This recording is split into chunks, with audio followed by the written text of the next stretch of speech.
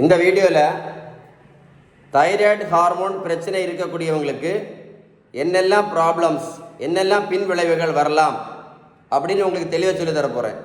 நிறைய thyroid patients பார்த்துருப்பீங்க. வருஷ கணக்கில் மாத்திரை சாப்பிடுவாங்க. 10 வருஷம் 20 வருஷம் சாப்பிட்றவங்களே இருக்காங்க. பார்த்துருக்கீங்களா?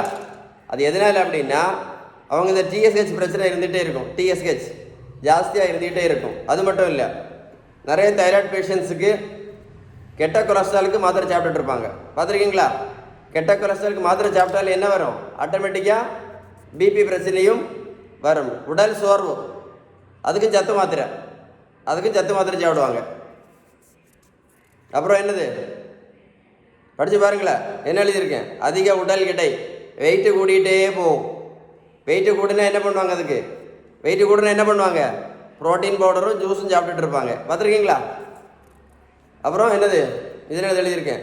மாதவிடாய் பிரச்சனைக்கு ஹார்மோன் மாத்திரை, அதுக்கு ஒரு 21 நாளைக்கு வரைக்கும் ஹார்மோன் மாத்திரை வாங்கி அதுக்கும் சாப்பிட்டுட்டே இருக்கும்போது கர்ப்பப்பை என்ன ஆகும்? கர்ப்பப்பை வீக்கம் போடும். அப்போ அதுக்கு ரெண்டு மாத்திரை. இப்படி தான் பண்ணிகிட்டு இருக்காங்க. குழந்தையின்மை, எவ்வளோ தைராய்டு பிரச்சனை உள்ள பேஷண்ட்டு குழந்தை பாக்கியம் இல்லாமல் அதுக்கும் மாத்திரைகள் போட்டுட்டு இருக்கிறாங்க.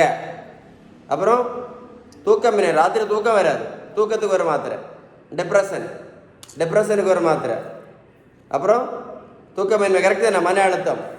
கடைசி உள்ளது கரு சிதைவு, அபார்ஷன் ஆகிட்டே இருக்கும். மாத்திரையில் ஒழுங்காக தான் போட்டுகிட்டே இருப்பாங்க, ஆனால் அபார்ஷன் ஆகிட்டே இருக்கும். இதெல்லாம் தைராய்டு ஹார்மோன், ஹைப்போதைராய்டு. மருத்துவத்தில் உள்ள ஸ்டாண்டர்ட் புத்தகம் ஹாரிசன். இந்த புத்தகம் என்ன சொல்லி தெரியுமா?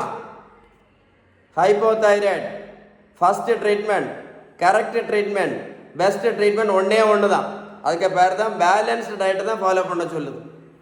நீங்கள் பேலன்ஸ்டு டயட்டு ஃபாலோ பண்ணலேன்னு வைங்களேன், நீங்கள் பேலன்ஸ் டயட் ஃபாலோ பண்ணலைன்னா எத்தனை வருஷம் மாத்திரை சாப்பிட்டாலும் சரி எந்த நோயும் கண்டிப்பாக சரி ஆகாது அப்படின்னு யார் சொல்கிறா?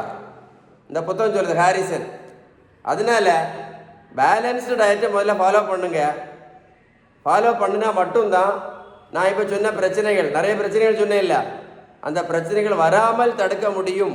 அப்படின்னு யார் சொன்னான்னா நான் சொல்லலை, இந்த புத்தகம் சொல்லுது.